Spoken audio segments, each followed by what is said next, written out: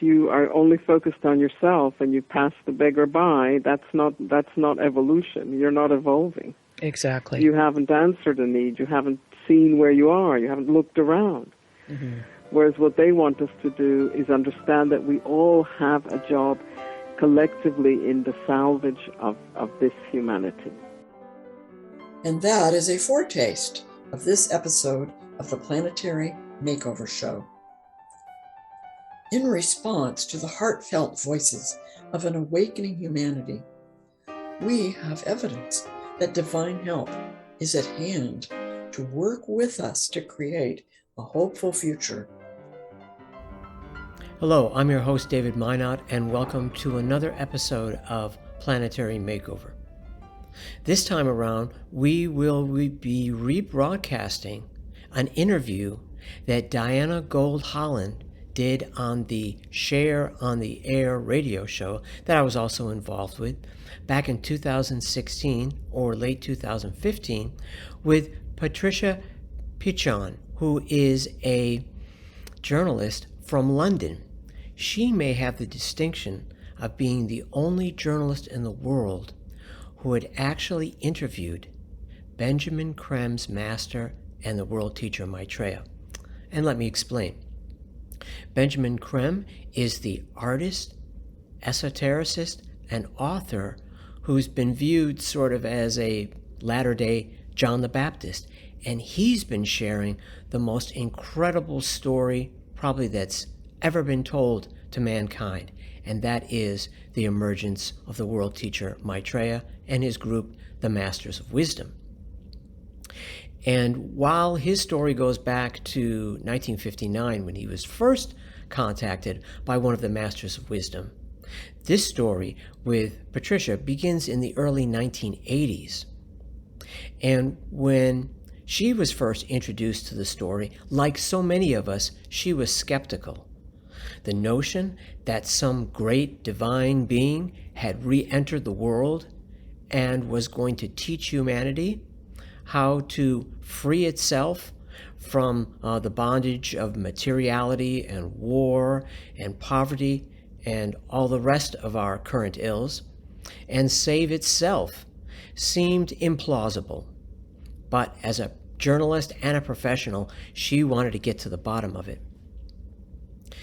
As you will hear, she was able to interview Benjamin Creme himself, as well as others, including people in the Asian community of London, beginning in Brick Lane, who actually worked with Maitreya, who were actually taught by him, while the rest of the world, for the most part, was unaware of this incredible event unfolding in one of the major cities of the world.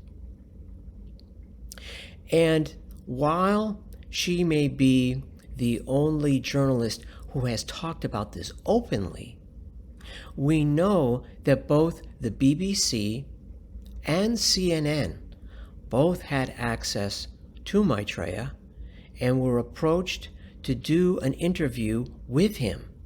And in fact, and would be the subject of a whole nother show, at one of the interviews, he actually brought the Master Jesus with him, the figure that we know historically as Jesus is also a member of the Masters of Wisdom, humanity's elder brother, and works regularly with Maitreya.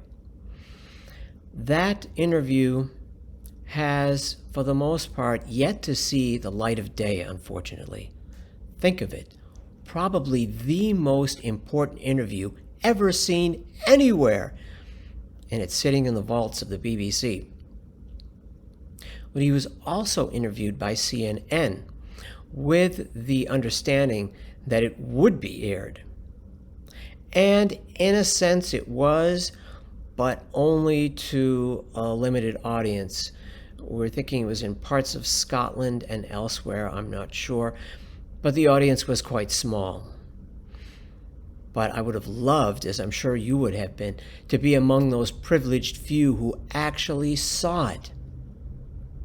As you probably know, if you have been following the story, Maitreya has probably done over 200 such interviews since emerging back in a sense, back in 2010.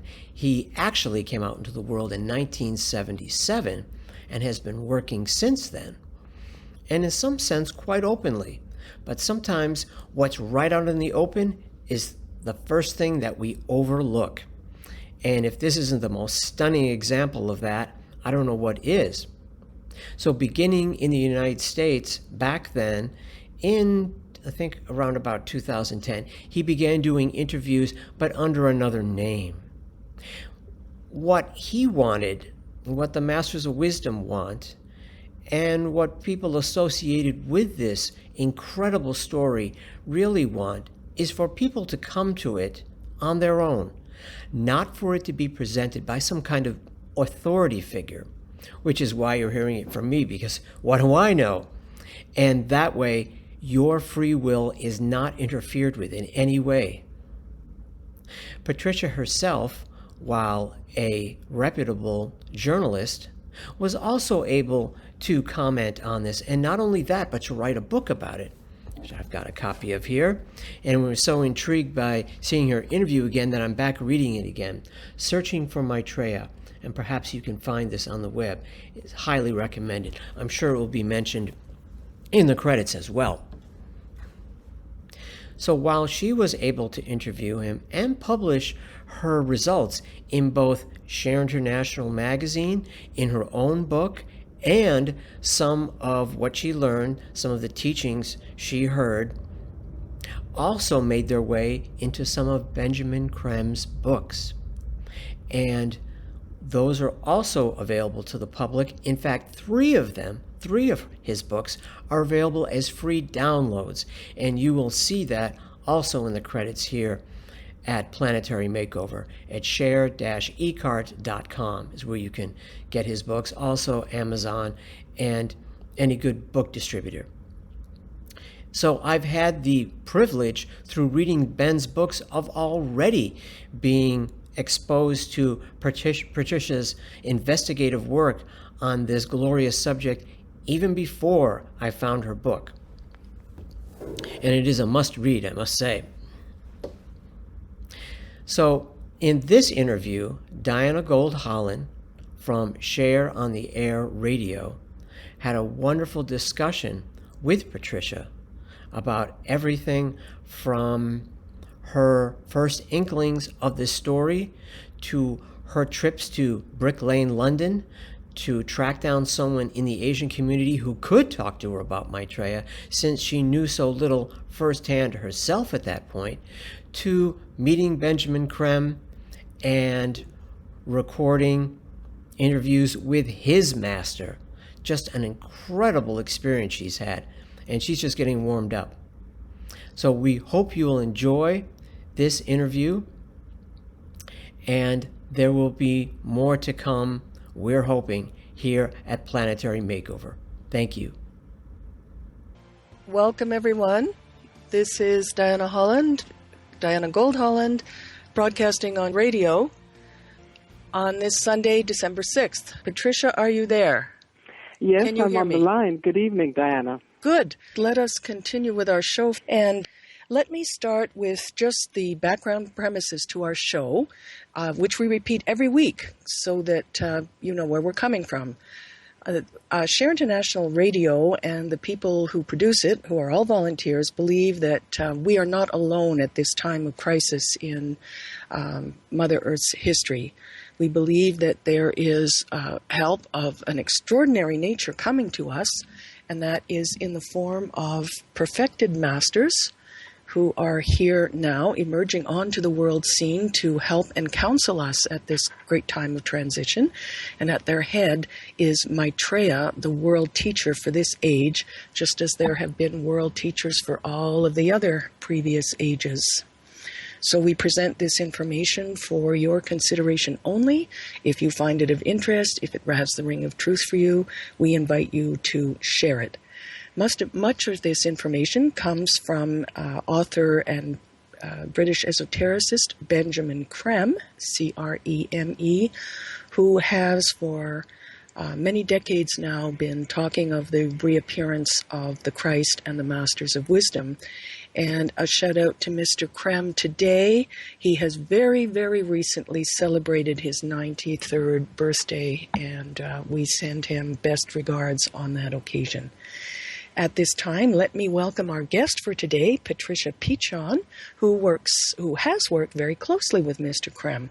Patricia is a freelance journalist and translator based in London, England.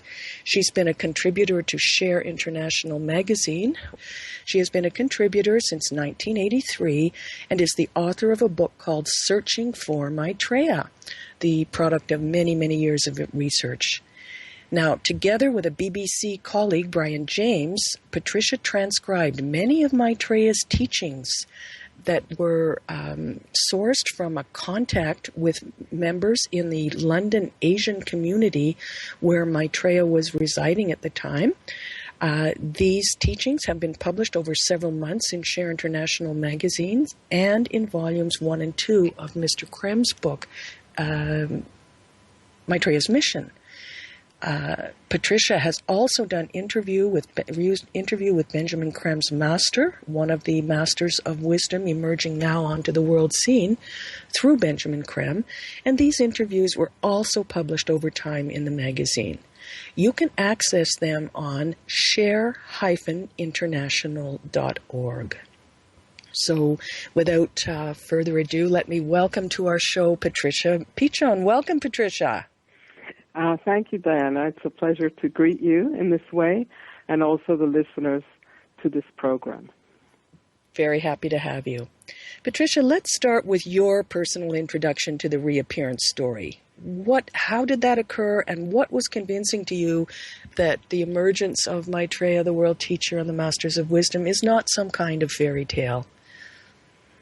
Well, what happened to me was that I went to a lecture by Mr. Benjamin Creme here in London, and that was way back in 1982.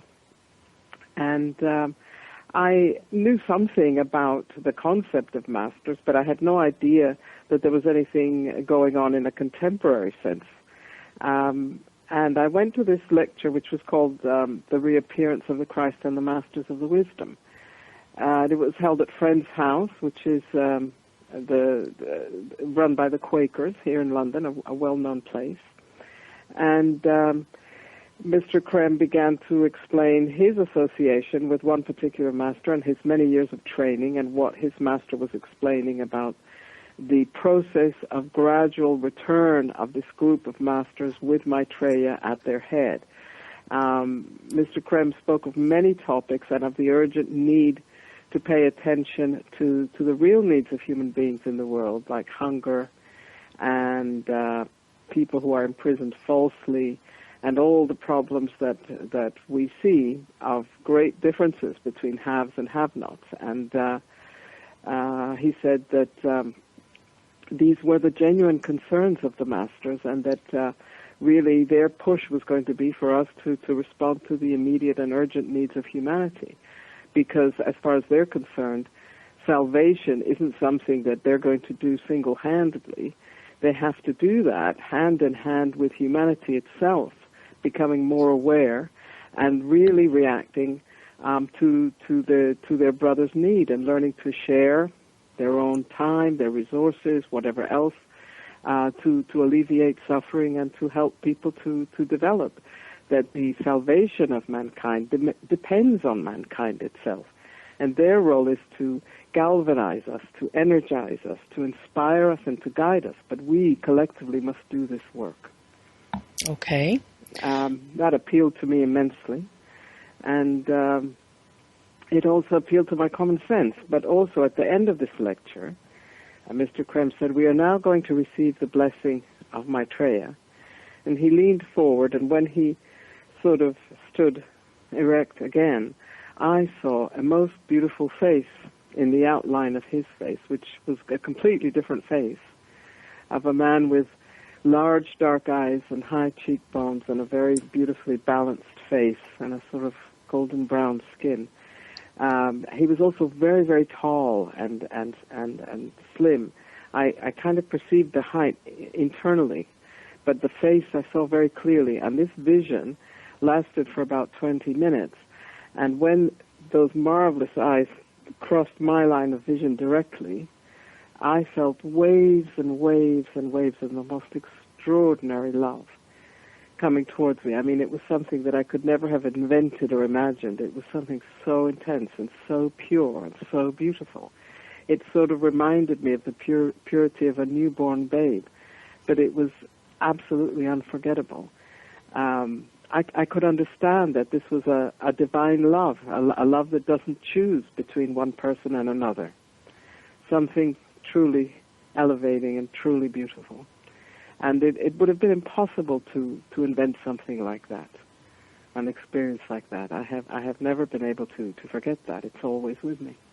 Yeah, this seems to be the common reaction to an experience of Maitreya, one of the masters, that it is unforgettable.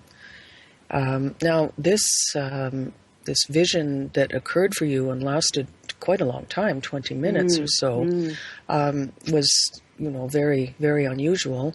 But I would like to carry on with a description of how Maitreya and the masters are publicly stepping up their emergence into the world scene. We've talked about this before, and we have mentioned that it is based and calibrated on the acceptance of humanity, of the creation of this climate of hope into which they can emerge, and that their emergence is controlled and calibrated by our welcome to them, by our inviting them forward. And so, since the late 70s, when Maitreya first came into his point of focus in London, in England, your town, in 1977, there have been many phases of this emergence, and I'd like us to start talking about those now and possibly continue a bit on that after we come back from the break. But let's talk about the early days now, with which you were very much engaged. Well, the very first thing that happened was actually a newspaper advertisement, a full-page newspaper advertisement, explaining that the masters are gradually emerging and explaining their concerns for humanity. And it was a full-page advertisement that appeared in 14 major newspapers, some here and some abroad. I think some in the States as well. Now, you mentioned the full-page ad that appeared in 1982, placed by Mr. Benjamin Creme, and concerning the reappearance and the priorities of the masters. Some people have wondered how such a 14-page, full-page ad spread could have occurred, and it was financed completely by volunteer donations, as is all of the work in letting people know about the reappearance. There are many, many groups worldwide making this information known, and also the progress of the emergence is covered every month in Share International magazine. Viewers or listeners can find out more about that on Share-International.org, and I just wanted to mention that. Let's continue then, Patricia, with the phases of the emergence of Maitreya, the world teacher, and the Masters of Wisdom. Okay. Well, I was thinking about how they work, and basically their mission is to teach and to heal. So evidence of the healing work came to me very early because I realized that Mr. Creme was in touch regularly with his master, and it was possible to give Mr. Creme names for healing of people that were ill in any way. And the answer would always be that the master would do what he can within the laws of karma, meaning the divine law of cause and effect. And that was always a cautious response, but also a true one, in the sense that masters are not all powerful. They can send healing energy, but each individual has his own destiny in terms of what he has sown and what he has garnered over his life and many lives, because they believe in reincarnation. And an illness may be the result of something that happened a long while back, or it may not be any such thing. But within whatever laws constrain them, they can heal and have healed many, many people. So I partook in a kind of experiment where I started to give names of people that were terminally ill, and I did that for 2 years, and subsequently handed this dossier to a colleague, a journalist who worked for one of the main daily papers here, so that he himself could also do the research with the people concerned. But in fact, out of all of these cases, at least 50% of them were healed. Some were not healed, but had very peaceful and bearable deaths. And other people, their condition continued, but they were helped with pain control. I mean, there was a whole range of stuff. But the fact is that most of these people were considered sort of hopeless cases. I mean, people who, there was nothing more that could be done as far as Western medicine was concerned, and that was the sort of controlling factor for me in terms of research. And that began to persuade me that, once again, something rather extraordinary was going on, because I have had many, many experiences since then, have given hundreds of names, and have followed many cases where people have been helped a great deal. Right. As a correspondent, so that was one instance. Right. As a correspondent for the magazine as well, I've been following some of the more public events in this phased emergence. And starting in 1988, for example, was the whole period of actual miracles occurring in the world, which we will talk about more on a future program towards Christmas time. But I just wanted to bring that up as well because of the breadth of that series of miracles, and I'm sure that you had some involvement in reporting those as well.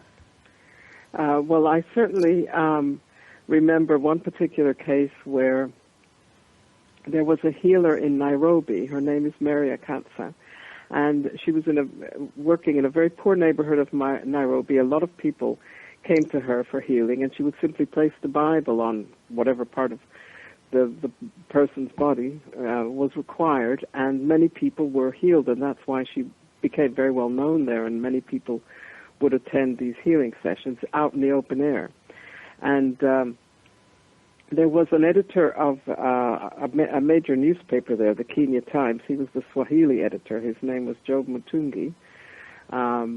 He went there and subsequently came to London and told me, I met him here, and he told me that what he actually saw was Maitreya. He didn't know exactly who he was going to see, but he saw an explosion of light, and suddenly there was this man there, and people were sort of amazed by this, and he had gone there with a photographer from the Kenya Times, and they took photographs of this man. And it was Maitreya, but Maitreya actually said people should follow their own religion. They should actually be who they are. He taught some of the things that he has always taught, and also that Maitreya was doing very good work. And it was a very simple and very direct connection with the people. And subsequently, when Job Mutungi came to London, he said that he was staring at this person who had appeared in that sort of way, and that person was walking amongst the crowd there, and that he could see like sparks of light actually emerging from his heels, from the heels of his feet. Wow. This is a small detail, but it's very interesting. But what was interesting to us in London is that these photographs of that event were published in the Kenya Times, and of course here, Benjamin Creme asked his master about this, and his master confirmed that it was Maitreya. But I had actually already seen the visage of Maitreya, and I could see that it was Maitreya, and that was as far as I was concerned.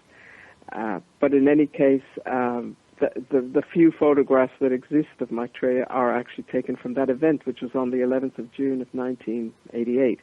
But he doesn't always appear in such a dramatic fashion. Mm-hmm. But nevertheless, I've had some extraordinary experiences. There was one in particular that, again, is always with me as an experience, and it was at a time when I was feeling very, very sad. It was around 1993. My mother had passed away, and I was standing at a bus stop near my house, ready to go somewhere. I was feeling really quite down, and I suddenly became aware that someone was looking at me. And by this time, I'd seen Maitreya in a vision, and I'd also seen him once in person. So I did know what he looked like. But I suddenly looked up, and I saw this person who looked exactly like Maitreya, except it was a woman. But she had the same extraordinary height as he has, and a completely identical face. It could have been his twin, but as a woman. And she was dressed very simply in a white shirt and a long gray skirt and sort of flat black sandals. And her hair was sort of drawn back in a rather elegant way. And yet she looked like a person from the people. Such was her simplicity. But when I looked at her, what happened was that I felt as if I had sort of plunged into the ocean of maternal love. She was showing me an aspect of the divinity as mother. Mm-hmm. And I actually felt as if I was being cradled like a baby and consoled, deeply, deeply consoled. It was the most beautiful experience. It went on for a few minutes. I actually don't know how long. And then she very gently turned and just walked past me all the way down to sort of the end of a road. And I wanted to run after her and say, I know who you are, but I didn't dare. I was just completely overwhelmed. And also I was in a state of sort of ecstasy after an experience like that. And I forgot where I was going. I didn't board the bus. I went home, and I actually went to bed. And I just lay there just in a state of bliss. It was such a wonderful, wonderful experience. And, of course, I had read lots of Eastern philosophy, and I knew about their ideas about the Divine Mother. And, of course, we live in a Christian culture, so the Divine Mother is not an alien concept to me. But actually experiencing that kind of love was something extraordinary. Absolutely. And there are, for our readers, or our listeners rather, there are many, many stories of this type that are published in Share International magazine. The Masters and Maitreya are actually definitely very much with us. They walk the streets of our cities. And they do indeed. They do indeed, and they are here for us. So thank you for yet another wonderful story of this type. Maitreya and the Masters are also very much concerned with the affairs of our humanity at this time. It's been mentioned before that Maitreya has appeared in Tahrir Square in Egypt as the White Horseman and also as the Angel in White, delivering a battle-scarred person in Syria. These are available on YouTube. The Masters also help out when there are such things as earthquakes and other disasters. There are stories of them having helped in that big earthquake that happened in Japan about 3 years ago. And Maitreya has even been photographed attending as a normal, ordinary person some of the great peace marches that are going on now. Most recently, there has been a statement put out by by Benjamin Creme's master in Share International about the recent massacre in Paris. And I wonder if you could fill us in briefly on the content of that, Patricia, just before we go to break. Well, just very briefly, because obviously I don't have that particular issue directly in front of me, so I can't quote from it directly, but mm-hmm. I do know that when I read it, I was very struck by one thing that the master said, which is that paradoxically, in a way, after such a sorry, sad incident, such tragic happenings as the deaths of these people in Paris, it is the reaction of people in so many different places in the world of the opposite to fanaticism, the opposite to hatred, stretching their hand out, of trying to console each other, of trying not to be swept by hatred, that has helped Maitreya's emergence. Thank you, Patricia. We were talking about a statement that has been put forward by the master who works most directly with Benjamin Creme, the chief spokesman for this information. And I would like to just quote a paragraph from this, Patricia, if you might, that you were referring to. The statement, part of the statement says, "The invocative cry from humanity in response to the many problems in the world has opened the door for Maitreya. Another factor is that enough people around the world are responding to the event in Paris by choosing love, unity, and tolerance. The enormity of this tragedy has brought many people together in a way which was not obvious before. It has shown that humanity is nearer to the idea of unity than we might think, and this has colored their reaction. They have shown they are ready for change of the right kind." That's a really very powerful statement and very beautiful. Yes, and I think indeed. I have seen some very interesting evidence of that.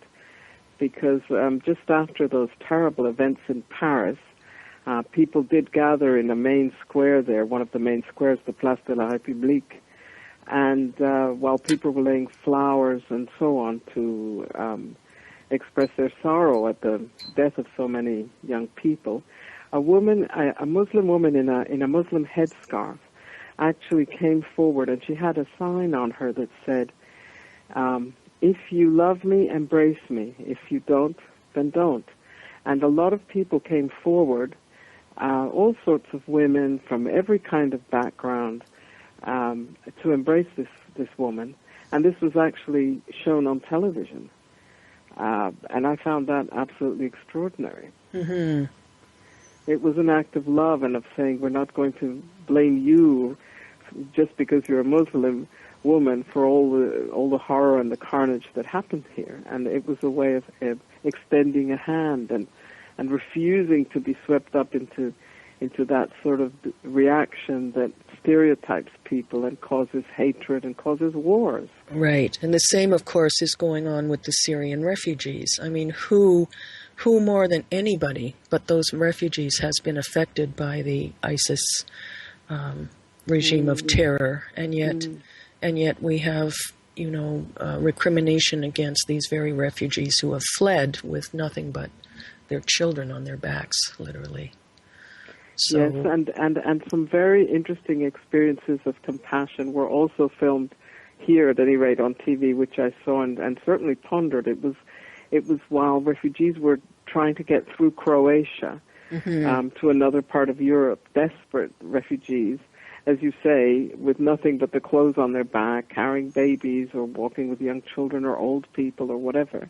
And we saw these multitudes again on television, and the Croatian government was busily erecting fences and barriers, but at the same time, ordinary Croatians were actually approaching the refugees with food and blankets. Yeah. So that was a very interesting contrast. The state was doing one thing, but ordinary human beings were stretching their hand out to others who were suffering. I would like you to tell us more about your book, Searching for Maitreya, how you went about writing it, and then we'll talk about some of the most important teachings in your view. So tell us about your book, Searching for Maitreya. Well, initially I didn't think about writing a book at all. I was just kind of busy researching stories of healing. I was busy looking at the articles from the Master every month in the Share-International magazine, also beginning to write for that magazine. I used to write for a lot of other publications, freelance as well at the time, and press agencies, weeklies, newspapers, and so on. And my interests were more in the domain of the haves versus the have-nots in terms of nations. So I wrote a lot about the North-South divide and what kinds of policies would emerge from major institutions in the Northern Hemisphere and how they would impact on the poor in countries in the South and that sort of thing. I was very concerned with that kind of stuff. But at the same time, what began to happen was that I learned of a man in the Asian community who actually apparently was being visited by Maitreya quite regularly, and different people were gathering in his house somewhere in North London. And I learned of this from a young Asian man, and I was given this person's phone number, and I phoned him, and he didn't want to know anything at all about journalists to begin with, and it was very difficult to contact him, but I persevered and eventually managed to make contact with this man, and he was very reluctant in the beginning. But again, I had yet another experience, which was that I had a dream where I was in a car with several journalists, and I saw Maitreya crossing in front of the car. And in the dream, I said, "Stop, stop, that's Maitreya," I said to these journalists. And they stopped the car, and I saw Maitreya turn around and come and open the door of the car and sit sort of half in and half out of the car in a very nice, informal sort of way. And he was addressing us. And then I don't know what he said, but when he got up and he started walking down the hill, I felt I desperately had to go after him and ask him a question. So I raced down this hill, and I suddenly came into what I can only describe as his aura. I was walking alongside him in this dream, and I suddenly felt such an incredibly intense love in my heart that it was the pain of love. It was something excruciatingly painful, like a sort of love for all the world, for all the humanity. That's what he made me feel. And I sort of had this image of Saint Sebastian with all these arrows going through his heart. I mean, it was, I thought, how can he endure this love? And then I asked him a question. I said, Master, how does one fight evil? And he answered telepathically and made me understand that you don't fight evil in any other way but by extending love. And the image he gave me was of a flat stone that you throw across the water, and it creates a sort of skipping thing with concentric circles of water emerging and expanding ever more. And that's how one should be, expanding one's love ever more. And he had sort of looked down at me as if I were a babe asking him this question, and he had initially mentally said, yes, that is difficult, but then he gave me this image, and I understood. And again, he was dressed in that dream very simply. He could have passed unperceived in a city like London, where there are people from every nationality on earth, I think, walking around. White shirt, Western long trousers, very, very impeccable man. And in the dream, he had a price tag hanging from his trouser. And I actually picked up this price tag and said, I know that I cannot take this from this life to the next, but can I have it anyway? And he said yes, and the price tag had no price, so it was very Freudian, the priceless man. So when I woke up, I thought, this is very strange, and a week later was when that member of the Asian community, whom I had met but who hadn't wanted to know about journalists at all afterwards, and he wouldn't contact me, and I couldn't make contact with him. He rang me a week after that, and he said, after that dream, and he said, well, the master says that I can ring you, and you can come to see me, and you're free to ask any question. The master has been teaching us. And that is how a whole cycle began. This is before I ever wrote my book, but ultimately reference to this and reference to some of those teachings did form part of the book. But I went there and eventually started going with my colleague Brian James, who was a producer at the BBC at the time, a TV producer. And we would ask him questions, and we became aware of the fact that he was actually present with a group of Hindu monks, Hindu swamis, at a place where Maitreya would be teaching them every 2 days. So initially we went in person, and then later I started doing this on the phone. But when I didn't understand something, I would say, what is meant by this, or what is meant by that? He would say, I will ask. And then the next night he would ring, and a fantastically interesting answer would emerge. So this went on for several years, from 1988 to about 1993. And all of these teachings began to be published in the magazine, Share-International, and subsequently in Mr. Creme's book, Maitreya's Missions, which actually has 3 volumes. Right. And some Now, of that are these teachings.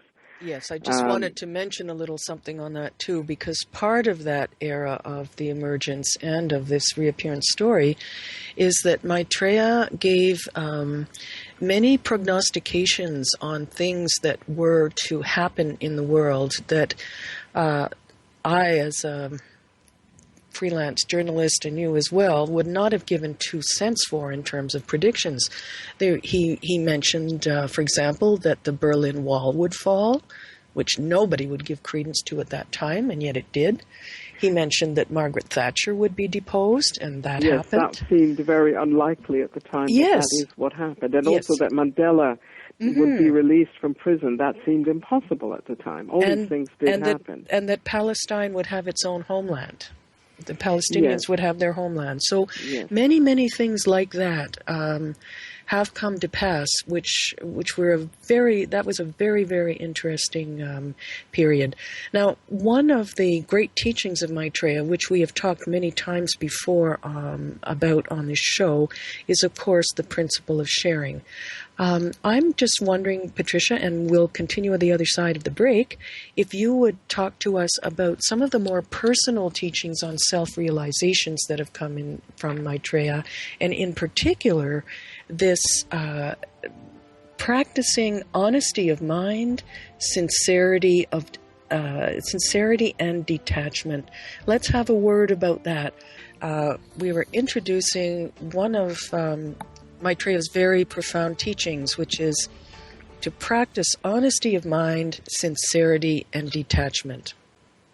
Yes, that is a very, very key teaching of Maitreya's. And I can remember how this teaching was given to me through that member of the Asian community who's come to be known as Maitreya's associate, and with whom I formed a very strong bond over the years in terms of his fidelity and his determination to transmit these teachings more or less as they were occurring. So he would call me probably every other night for a long time. So that was a very sort of regular commitment. And occasionally I would also go and see him. But with what Maitreya means by this particular way of understanding one's development is that in honesty of mind, it's as if you undertake the responsibility, and it's a decision really, that you must look at what you are really thinking and whether it is different to what you are saying or what you are feeling. In other words, you have to know what's in your mind, and that means self-examination quite regularly. So it's a kind of ongoing thing. But sincerity of spirit is something else. It has to do with an attitude of the heart, that when you speak, say what you actually really mean. And when you act in a way that you really, really feel and mean. So a sincerity of spirit has everything to do with an attitude in life. Mm-hmm. And detachment is something that comes when you realize that you're acting from a certain depth in yourself, which is not the ego. That's when you actually experience yourself as someone who can observe in a detached way, who can actually see things for what they are, both within yourself and also without. And in a way, that detachment comes hand in hand with compassion, because real compassion really only happens when you don't have ego. So, for example, if you see someone suffering and you're going to help him in any way, it's not about I am going to help him. It's about I am going to help him. It's a completely different emphasis. It's like you forget yourself. You're not there. You're just responding to something, and it's not because you want to put yourself into an important position. And this is true. Anyone can practice this, but what Maitreya wants us to understand is that when you practice honesty of mind, sincerity of spirit, and detachment, what happens is that your natural rate of development as a human being resumes. So during the day, how he sees us is that all of us have conditioning, and the conditioning is not our natural, real self. It's a conditioning over time, which happens because we are imperfect. We live in an imperfect milieu. We're not, saints or gods. Right. But in the moment in which we're acting not in our conditioning, but from our real being, then in that moment we are people who are sincere and honest and detached. And in that moment, our natural rate of evolution resumes. And in the measure in which we're acting from our conditioning, it stops, and then it resumes again. In other words, we have the possibility of pondering this and of actually having an honest relationship with ourselves that leads us to this other way of being and doing. And that's something that takes practice as well as consciousness. You have you have to know that you can exercise that choice at any time with anything that presents itself. And of course, in so doing, you become more conscious and more able to hold that position, to be in that light.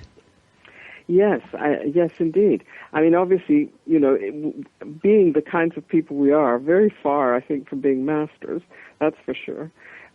We come in and out of our conditioning. Mm-hmm. It's our normal condition. But maybe over time, as we practice this more and more, we learn to be more in that attitude. Absolutely. So it is a practice. It is something that we can develop. It's a practice and a process, yes. To grow more into our real selves. Yes, and that is what Maitreya says he has come to teach. On a personal level, he says, I have not come to found any religion. I have come to teach you the art of self-realization, the realization of your true self. And when he says, be who you are, that's what he means. Mm-hmm. Be that self, who you really are.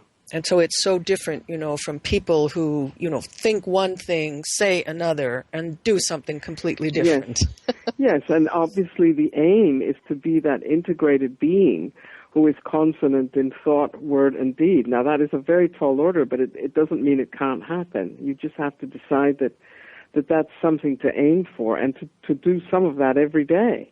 Exactly.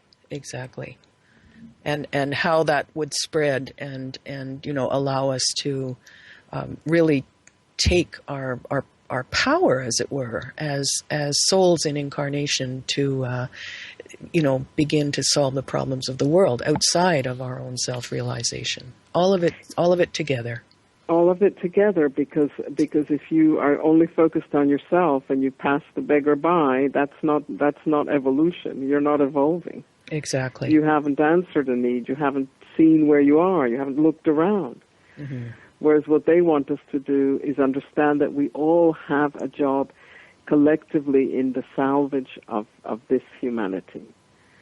And yes. That's a very beautiful way of realizing that if we take these steps toward greater trust towards each other, greater love, greater sense of brotherhood, really understand the importance of that, we are entering into a stream of help and salvage that they will definitely vivify, energize, galvanize. Because each time there is a gesture like that, or you gather together, even a small group, to do something of good in that sense, that will get energized and galvanized. And that's what we are beginning to see more of now, which can allow them to come forward. Yes. So this is wonderful. Patricia, we don't have very much time left. I do want to have a bit of a word about your book. It is called Searching for Maitreya, and it is available on Amazon by whatever suffix you use, .ca, .com, .uk, whatever. Amazon.com is fine for mm-hmm. American listeners. They will get straight to that if they just put Patricia Pitchon plus Searching for Maitreya. Absolutely. And would you talk a bit about the show that you are contributing to in Buenos Aires? Yes, this is a show called The Return of Maitreya in Buenos Aires. It's in Spanish, El Regreso de Maitreya. And it's been going for a couple of years, run by two journalists, Leila Videla and Martin Jankowski. And they basically discuss the teachings. They represent some of the views of Share-International magazine in terms of the progress of the emergence of these masters. They talk to people who've had experiences of this and that kind of thing. They also talk a lot about meditation, and they run a transmission meditation group. They're in touch with other small groups around different parts of South America, because it's an internet radio station called Radio Mantra that this radio program is on. And I contribute once a month by actually discussing Maitreya's teachings, which has been a great pleasure and a great privilege to be able to do. I've been doing that for just over a year. That's great. So this is really good information for our Spanish listeners. We will put up the information on Patricia's book and also on this radio station on our Facebook page for those who are interested. Last but not least, well, not even last, hopefully, Patricia, I'd like to talk about the interviews you did with Benjamin Creme's master. What that process was like. I want to mention briefly to people that if you go to the website Share-International.org, and in the advanced search, simply put in Patricia's name, Patricia Pitchon, Pitchon, you will come across a series of articles that Patricia did that were interviews of Benjamin Creme's master. The topics there's quite a breadth of topics of very great interest, and please do so. That's shareinternational.org/Patricia Pitchon. So let's have a word about that interview process and the relevance of that information, Patricia. Okay. Well, the first interview I ever did, I was actually I rang up Mr. Benjamin Creme, and I asked him if I could interview him about the evolution of the Catholic Church in Latin America, because I was born and raised in Colombia, and I was very interested in that side of things. And he said, sure, come and interview me. So I went to his house and began the interview. And I was interested in how, what the future of the church was, because the Catholic Church in Latin America is a hugely important institution and has been instrumental and in the foreground, for example, of education. There are many, many people who have become educated thanks to going to non-fee-paying Catholic schools. It plays an enormous role in all sorts of ways.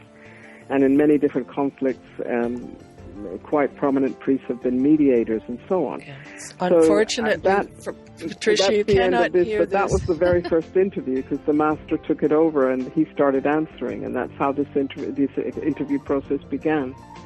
Thank you, Patricia. We are out of time. Visit us on Facebook at #PlanetaryMakeover. This show has been a production of planetarymakeover.org. At our website, we have a link to our bi-weekly live show at 5 p.m. Mondays Pacific Time and 8 p.m. Eastern Time. At our website, we also have a link to our archives and a selection of our shows. For more background info, visit www.shareinternationalwest.org. That's shareinternational-west.org.